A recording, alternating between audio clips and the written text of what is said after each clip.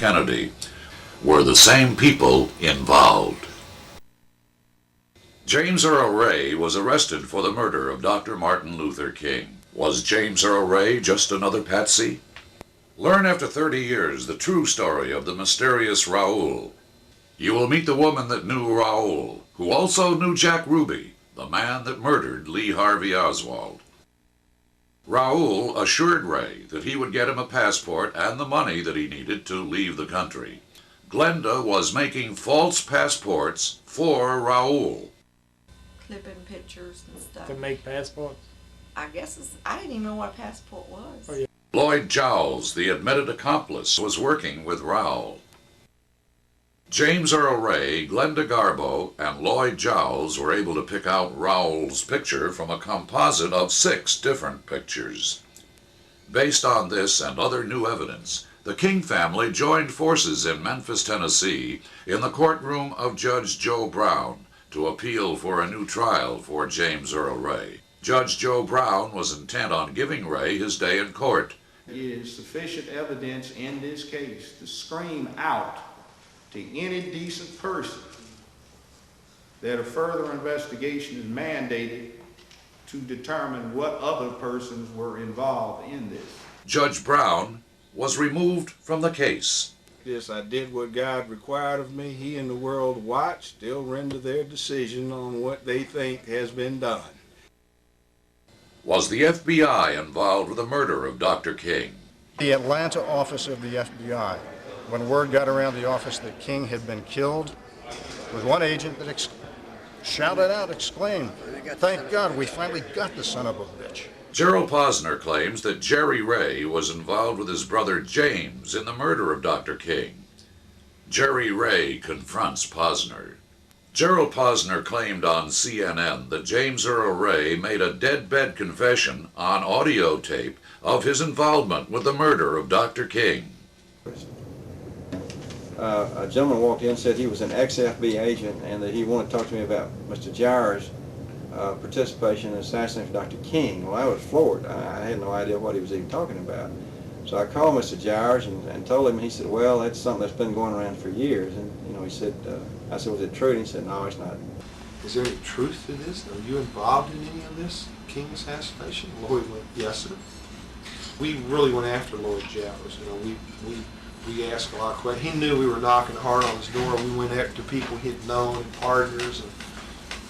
Donaldson came down from ABC, and I told Mr. Gyres I did not think he should do it, but somehow they got to him away from me.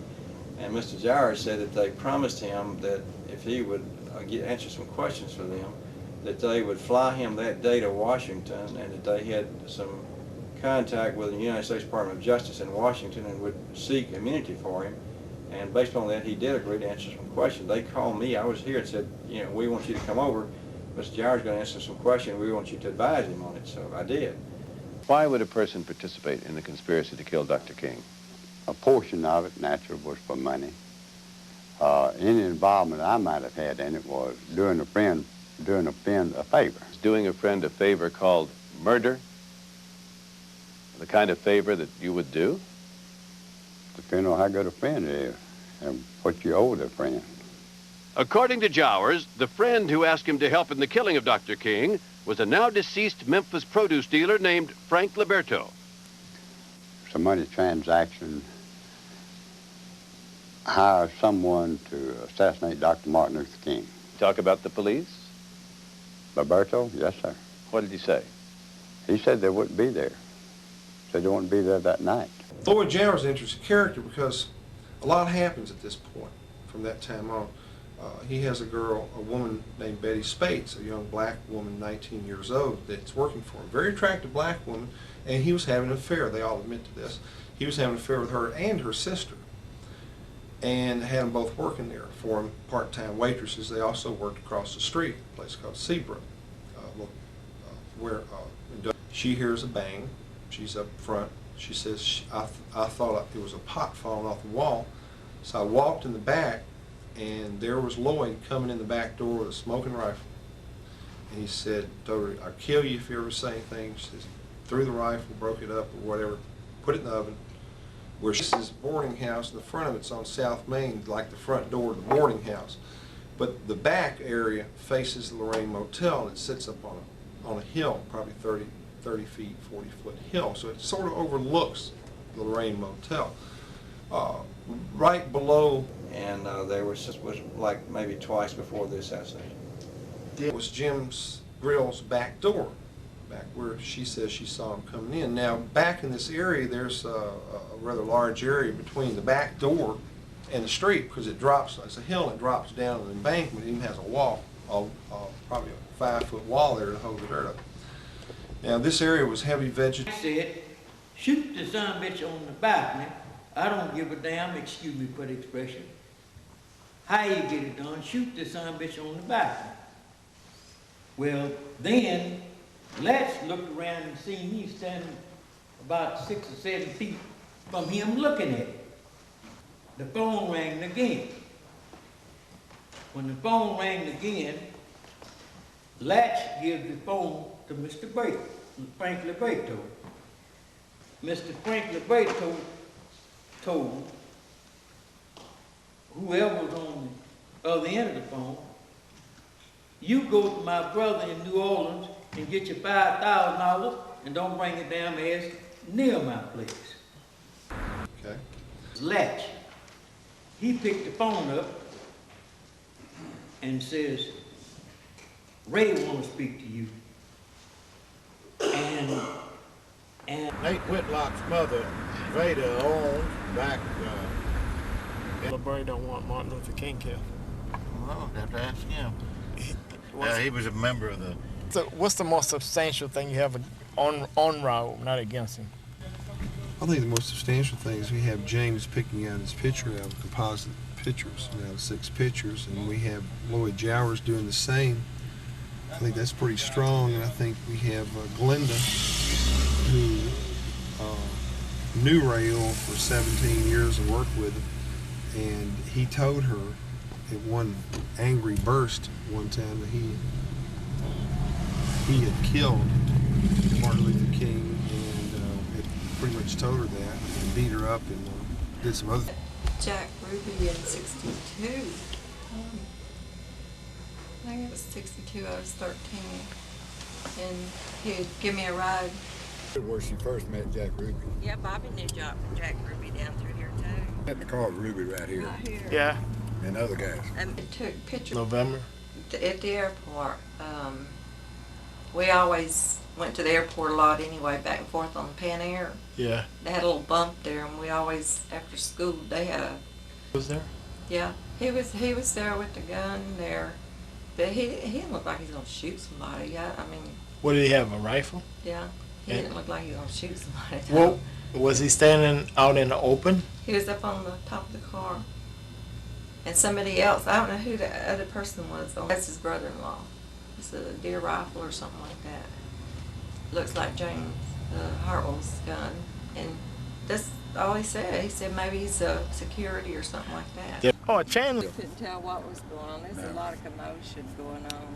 It might have been what discouraged him. It was too far, or. From the flea market, I believe it was a garage sale. Martin Luther King and Kennedy necklaces and all this kind of stuff. And I was going to sell them on my garage sale. He just jumped up and knocked the chair backwards. He started hollering. He ran and grabbed me. So he pulled my hair like my uncle always did too. He had a gun. Did he put a gun to your head? He said, I killed the SOB once. Do I have to do it again? And he stomped it in the ground. I started crying. He used to grab my head. Tomorrow and Felix took. We used to go get guns off the docks and stuff a lot. With Raul? Yeah, he went several times. Alabama Theater. I didn't know what's he doing down there. How often would he go there? I took him tomorrow there. About.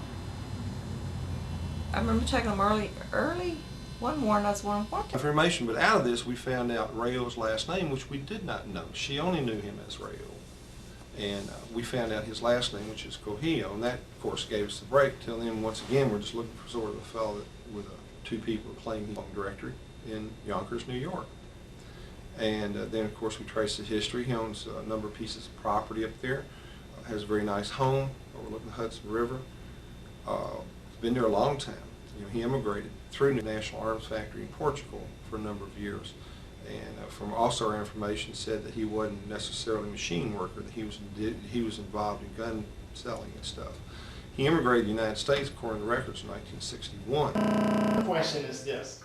When you left the country, you were on your way, you went to Portugal, and you spent 3 days there. Now, Raul's from Portugal. Was there any connection with Raul? Why would you pick that country of all the countries? Well, you go to Portugal, and I was trying to get to the English-speaking country. If we're going to get to the English-speaking country, I'd go to any country. But that's just a coincidence. I can't think of he didn't.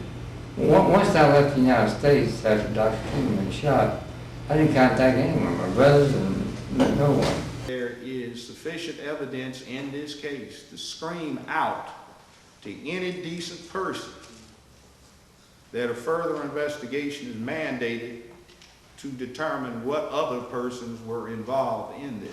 Pose another question to you. Yes, sir. Why in the world would this case have been plea bargained in the first place, considering the gravity of it? Moving into our realm.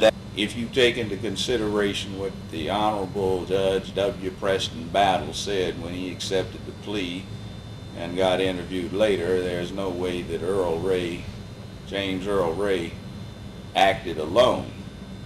You have a question of why in the intervening 28, 29 years has there not been prosecutorial discretion such that an investigation was opened into scientific evidence that may be capable of establishing that the petitioner is actually innocent. Is that what we're here for today? That's right, Your Honor. All right. That's right, Your Honor. All right. The court is ordered. Is in a court of law without a trial. A man accused of assassinating my husband is denied his day in court. Conversely, if you will set a trial for Mr. Ray, history will record that his rights were fully respected. An open and shut case, why are we still being asked the question, do you believe Mr. Ray killed your father? I have never understood, my family has never understood, why the state will not allow the rifle in question to be tested. Well, obviously, Mrs. King and Dr. King's son were impressive in that they articulated a very interesting statement of policy and the concerns, I think, of a large segment of the public nationally and locally. They were historic figures. That's always something that's interesting to touch when you have history in front of you. As far as the rest of the crowd in the courtroom, well, it's not the first time that's happened in here. Probably won't be the last. And that's just sort of what goes with the territory. The prosecutor approached me and discussed the case off of the record, which is, of course, improper. I declined to do this. I don't know what it had to do with the investigation, but a lot of their activities had a lot to do with following the judge. Courage, and thank you, sir, for everything you've done. I'm sorry what happened to you. It's no sweat off my back. Wanted the interview. So tell us a little bit about what happened on Friday. What was their decision? I have no idea what it is. I haven't read it. I was out of town. So, basically, what it's like this, I did what God required of me. He and the world watch. They'll render their decision on what they think has been done. And looming in the background is the specter of Meredith Beckwith. His last interview, his second to last, is with Larry King Live. In his last interview, he said he won't grant no more interviews except Lyle Sardi is to be his last one. Everybody's waiting for you to come up and make a statement or cop to a plea, and they're all making statements to the effect that there's always been more to tell in regards to this case. Would you like to make one final statement to the American public on this? Well, I've never made any statements really. I've you know, written books, articles, but of course, when Dexter King was there, I denied shooting his dad. But other than that, I don't know what I could do. It's really a legal matter. And, so I don't think there's anything further I can go. I'm giving him 2 tape recorders, one to you, and I'm giving him 2 tape recorders, one to you and one to him. Okay, and I'll put another one out. Yeah. I'll put you know, things on there that Jack can use, see. Right. And we've got some pictures. And what about pictures of my stomach was like. Yeah. We'll get everything on tape, and if you got any questions, you can just go ahead. Yeah, okay. Have you've seen? No. Everything's nice back there. You care to comment on it, you can. It's just a book of fiction, is all. Just put my name, that's it. No, put whatever you want on there, whatever you think about the book. Give me a comment. Give me a 1-line comment. A book of fiction. That's a good one. I need James Earl Ray's name for me. Absolutely. That's fabulous. That would be wonderful. Yeah, he told me to give you his best. That's great.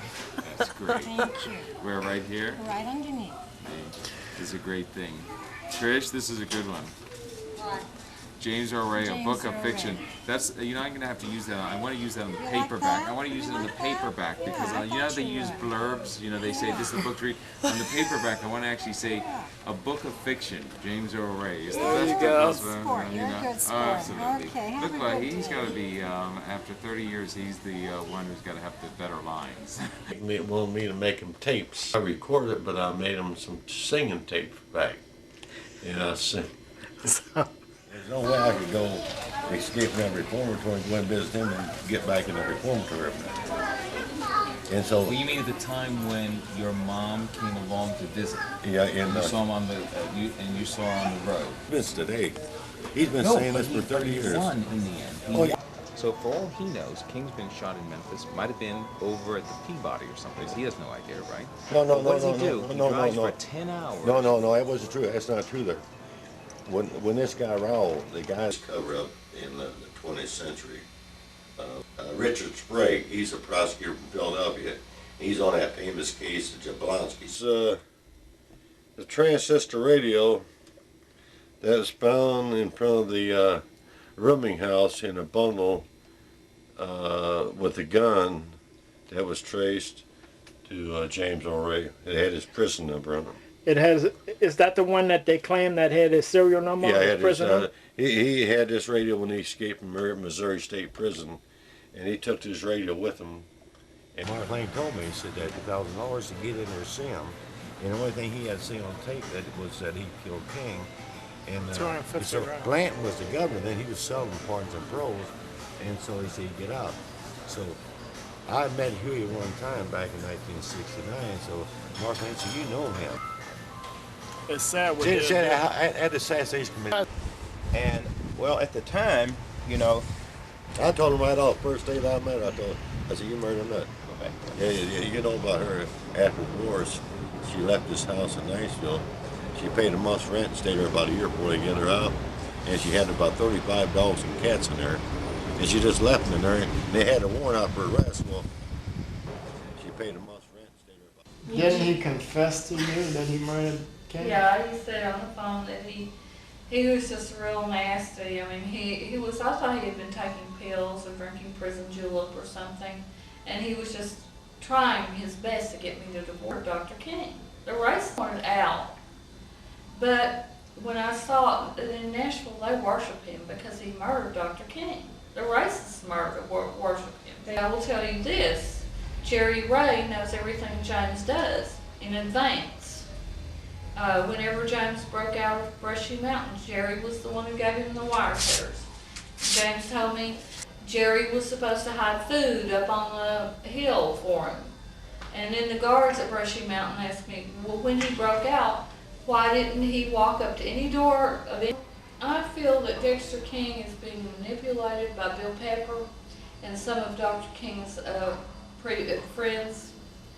And I don't know why these men would do this. It's not laughable, it's not fabrication, although the FBI says so. I stand by that. I'll testify in any court, anywhere in the world, under oath. Take any test. These documents can be authenticated. I recovered them. I didn't turn them over because the Bureau was a racist organization from the top to the bottom. Anything with a stamp of FBI is suspect. Please believe me. I recovered items in this car. 2 of them bear the name of Raul. They bear the name of Raul. This is independent corroboration of James Earl Ray's story. I don't know James Earl Ray. What else is on that paper? A telephone number. That telephone number is registered to the Vegas nightclub in Dallas, Texas, owned and operated by Jack Ruby. A piece of paper that says the Kennedy and King assassination are linked. People don't want this to come out. They don't want these fine people's story, which is true, to be heard. The total of all the different items is 400, I think it's 450. What was that on accounting of? It shows different amounts. There is reference to Canada. That's important. There is reference to Canada. That was one of a couple we had. The Atlanta office of the FBI, when word got around the office that King had been killed, there was one agent that shouted out, exclaimed, "Thank God, we finally got the son of a bitch." Number of Jack Ruby's club. Do you know anything about that? Did you ever write that number down on a piece of paper? No, this Raul, he probably wrote down there. That's the only person I could think of wrote down, because he had access to the car, and he had actually set the keys. So, This again about the rifle being wrapped in paper. I've never heard that. And how you baked that up, please? I'd rather not get into anything that, it hadn't come out already. Well, it just did come out. That was out about 3.5 minutes ago. It came out. But it was wrapped in paper. Yes. Newspaper. The offices of the district attorney in Shelby County were elated at the death of like your brother, the chronic stage sets in and begins to scar and destroy the liver dysfunction, and then those bouts of stupor and coma. So that the different antigens, right? Right. Yeah, for B and C, we'll also do HIV. All right, very good.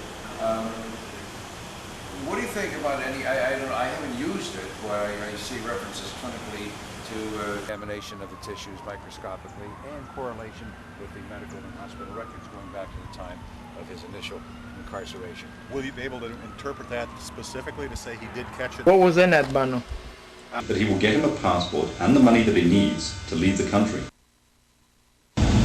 Oh, beautiful, our heroes prove in liberating. What does Raul have to do with He couldn't have been involved with both of them.